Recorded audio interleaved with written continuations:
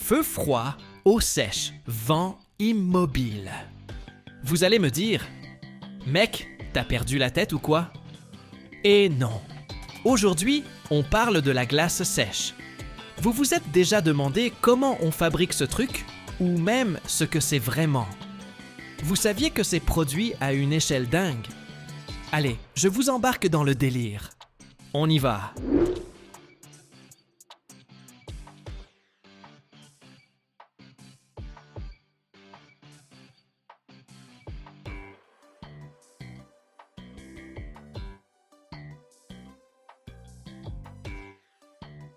La glace sèche industrielle, c'est du dioxyde de carbone solide. Ouais, ce gaz qu'on expire tous les jours. Il gèle à moins 78,5 degrés Celsius, un froid de malade. En gros, le dioxyde de carbone, c'est ce qu'on souffle, ce que les plantes bouffent pour nous refiler de l'oxygène. Et rebelote.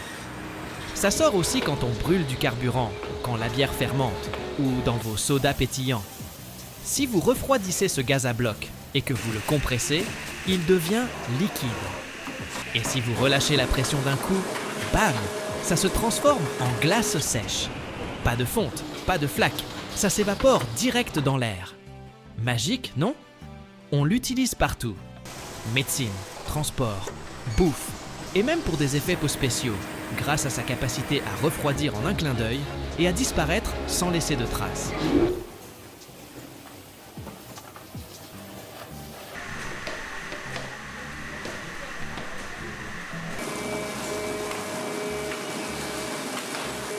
En médecine, c'est le roi pour garder les vaccins, les organes pour les greffes, ou les médocs au frais. Vous avez entendu parler de la cryothérapie? Genre, soigner les verrues avec du froid? C'est ça. Pour la bouffe, ça transporte la viande, les fruits de mer, les glaces. Tout ce qui doit rester gelé sans frigo branché. En logistique, c'est le plan parfait pour livrer du froid sans électricité. Dans l'industrie alimentaire, on le glisse dans les boissons gazeuses pour faire les bulles. Et ça refroidit aussi les produits pendant la fabrication. Et les spectacles, alors? Ce brouillard blanc épais sur scène ou dans les films, avec la fumée qui coule d'une fiole. Ouais, c'est la glace sèche, mec. Visuellement, ça claque grave.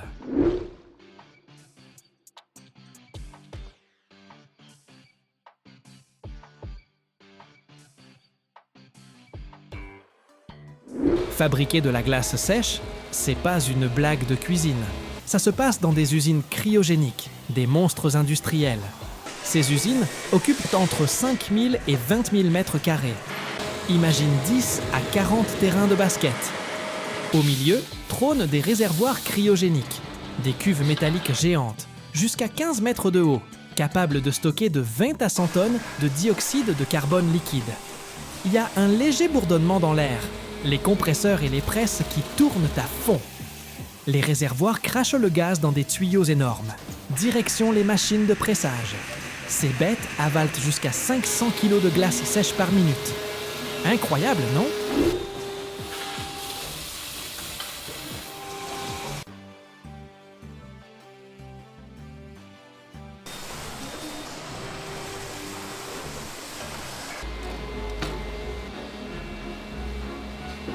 Quand le dioxyde de carbone liquide jaillit du réservoir et se détend d'un coup, il gèle instantanément. Ça fait une sorte de neige sèche, toute légère. Une nuage de vapeur blanche s'élève au-dessus des presses hydrauliques, qui écrasent ce neige en briques ou en petits granules bien compacts. Les tapis roulants défilent sans arrêt, transportant des blocs glacés à travers des tunnels froids où la température reste sous moins 40 degrés. Histoire que ça s'évapore pas trop vite. Sur certaines lignes, des machines automatiques découpent les grosses plaques en morceaux ou les transforment en billes de quelques millimètres. Les emballeuses, elles, bossent à la vitesse éclair. Elles remplissent des conteneurs thermiques avec des doses précises, des paquets d'1 kilo jusqu'à des caisses de plusieurs centaines de kilos.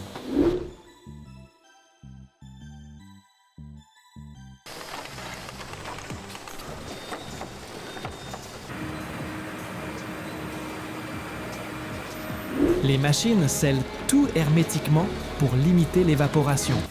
En 1 heure, une usine peut sortir jusqu'à 5 tonnes de glace sèche.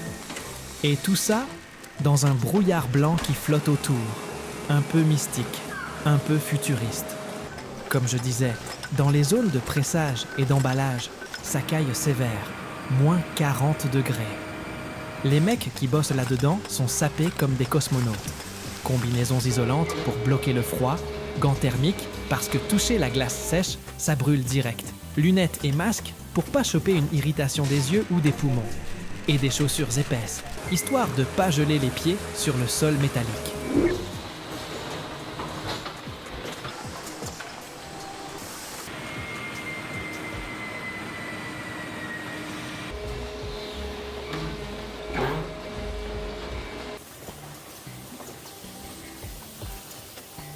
Avec toute cette vapeur qui traîne, les ventilations tournent à plein régime pour garder l'air respirable. Les gars bossent en shift court, alternant entre le froid polaire et des pauses dans des salles chauffées. Faut pas déconner avec ça.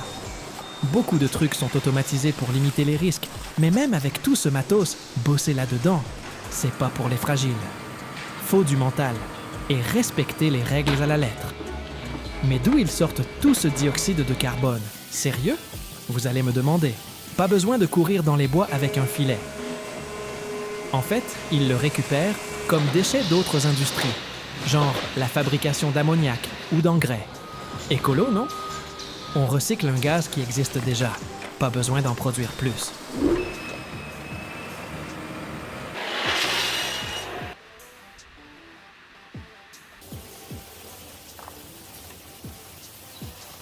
Les grosses sources, c'est les usines d'ammoniac, les brasseries où la bière fermente, les raffineries de pétrole ou les cimenteries. Au lieu de balancer ce dioxyde dans l'atmosphère, ils le capturent avec des systèmes spéciaux. Ensuite, ils le filtrent, le sèchent pour qu'il soit nickel, puis ils le compriment sous haute pression pour le rendre liquide. Et pour le compacter encore plus, ils le refroidissent à moins 20 degrés. Bref, ça réduit les gaz à effet de serre tout en créant un truc utile. Petit fun fact, on appelle ça glace, mais ça fond pas. La glace normale, elle devient de l'eau. La glace sèche, elle, passe direct en gaz. Ça s'appelle la sublimation. Pas de flaque, juste pouf, disparu.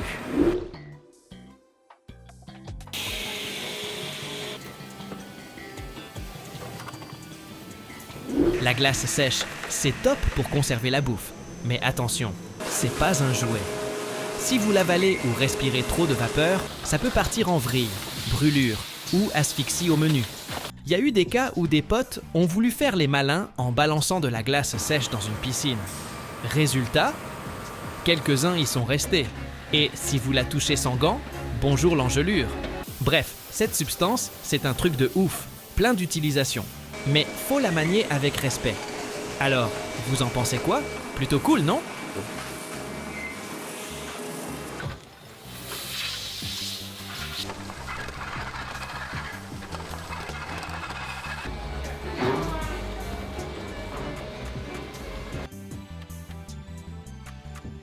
Imagine un pneu capable de tenir 300 000 km. Oui, 300 000! C'est comme boucler 7 fois le tour de la Terre.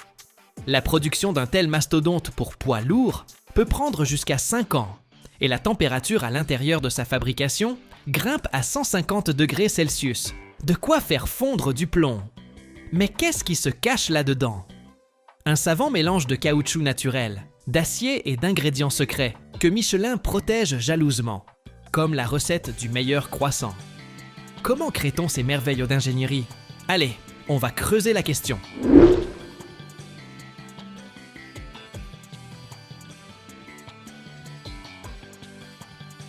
Tout commence par l'équipe d'ingénieurs et de designers qui déterminent les priorités des pneus de nouvelle génération. Économie de carburant, longévité accrue ou meilleure grippe? Parfois, c'est un combo de tout ça. Ensuite, ils conçoivent des modèles informatiques pour simuler le comportement du pneu dans toutes sortes de conditions. Imagine un simulateur de course, mais à la place du pilote, tu as des formules, des données et de l'intelligence artificielle. Mais rentrons plus dans le détail. Le développement d'un nouveau pneu poids lourd Michelin s'étale entre 2 et 5 ans. D'abord, on étudie le marché et les besoins. Une fois la modélisation informatique finalisée, on produit les premiers prototypes physiques qu'on teste en labo et sur route. À ce stade, on peut créer des dizaines de versions avant de trouver la combinaison parfaite de matériaux, de sculptures et de structures. Si le pneu réussit les essais, on lance la production de masse, ce qui prend encore entre 6 et 12 mois pour régler les lignes de fabrication et valider le contrôle qualité. Résultat, du premier concept à la mise sur le marché, il peut s'écouler près de 5 ans.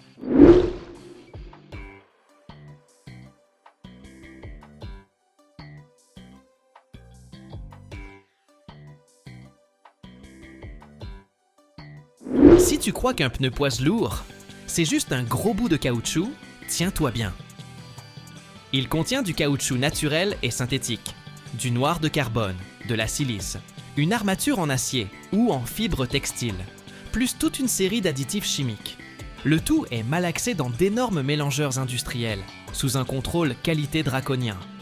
Imagine des mixeurs géants de la taille d'un camion, qui grondent et font vibrer les murs en béton. À l'intérieur, le caoutchouc naturel et synthétique se mêle au noir de carbone, à la silice, à des additifs spéciaux et à un tas d'autres ingrédients top secrets que Michelin préserve jalousement, un peu comme la recette du meilleur croissant. Le caoutchouc, fondu, se répand sur les parois, façon lave volcanique, tandis que de puissantes pales en acier mélangent le tout jusqu'à obtenir une masse homogène. La température atteint 150 degrés Celsius et la pression est si forte qu'elle pourrait comprimer une voiture à la taille d'une valise.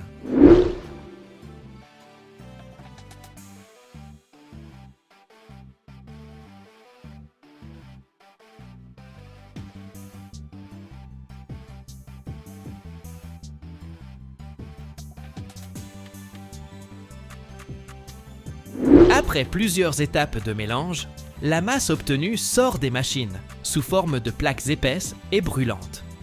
On les refroidit vite fait, puis on les découpe en bandes. C'est à partir de ces bandes qu'on façonnera les futurs pneus. Ça donne l'impression d'être au cœur d'un volcan industriel, où le chaos initial se mue en formule parfaite de robustesse. Ensuite, on fait passer ces bandes dans des moules spécifiques, où le pneu prend progressivement sa forme définitive. Mais étape par étape.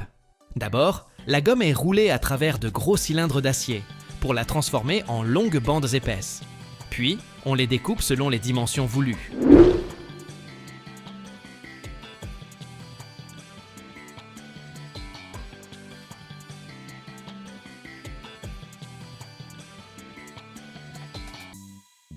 Avant que ces pièces en caoutchouc ne passent sous presse, on les superpose sur un tambour spécial. On ajoute la carcasse, métallique ou en fibre synthétique, pour renforcer le pneu, les flancs, la couche interne d'étanchéité. Ce n'est pas encore le produit final, plutôt une ébauche toute molle, sans sculpture. Un peu comme un donut pas cuit. Ensuite, cette ébauche file dans une presse géante, où elle est cuite sous plusieurs dizaines de bars et à environ 170 degrés Celsius. À l'intérieur du moule, un relief vient s'imprimer dans la gomme, donnant naissance à la sculpture du pneu. Ce processus peut durer de 15 minutes à 1 heure selon la taille. Une fois démoulé et refroidi, le pneu passe au contrôle qualité.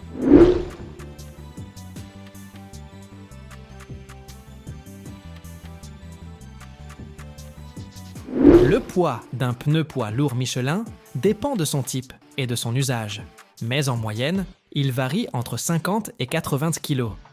Les pneus pour camions de longue distance, comme le Michelin X-Line Energy, pèsent plutôt autour de 60 ou 70 kg.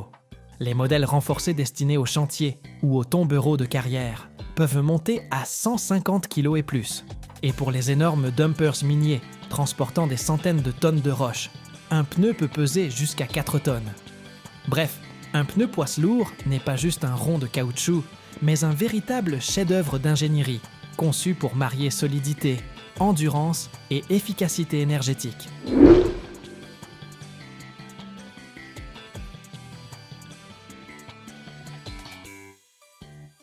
L'une des étapes les plus bluffantes, c'est le contrôle qualité.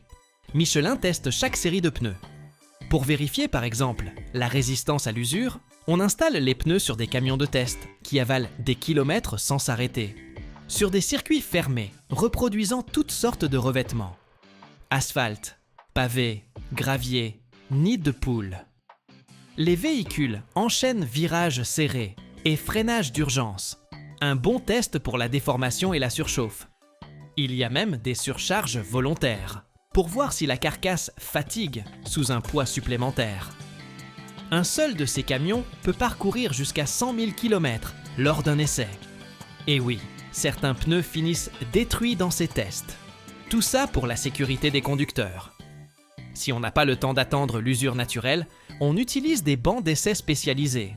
Les pneus y roulent sur des cylindres qui imitent la route et on les fait courir des milliers de kilomètres sous charge.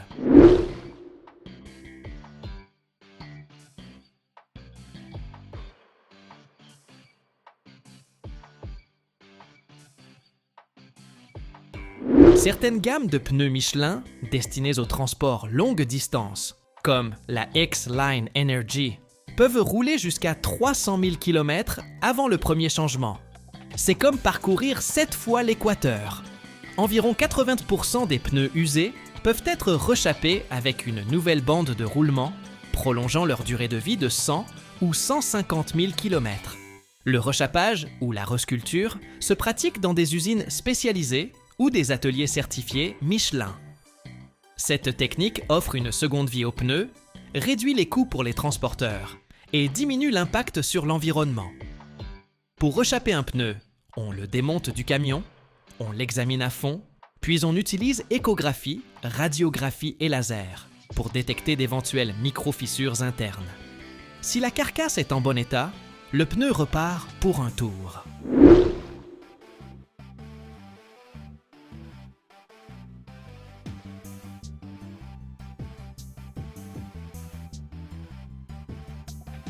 Des pneus Michelin bien choisis et correctement gonflés permettent de baisser la consommation de carburant de 3 à 5%. Si un camion consomme 30 litres de diesel aux 100 km, on peut économiser jusqu'à 4 500 litres sur 300 000 km, rien qu'avec les pneus. Pour une flotte de 100 camions, cela peut représenter des économies de carburant se chiffrant en millions d'euros par an. Moins de carburant, c'est aussi moins d'émissions de CO2. Les grandes flottes peuvent ainsi réduire leur rejet de plusieurs milliers de tonnes chaque année, ce qui fait du bien à la planète et répond aux normes environnementales en vigueur.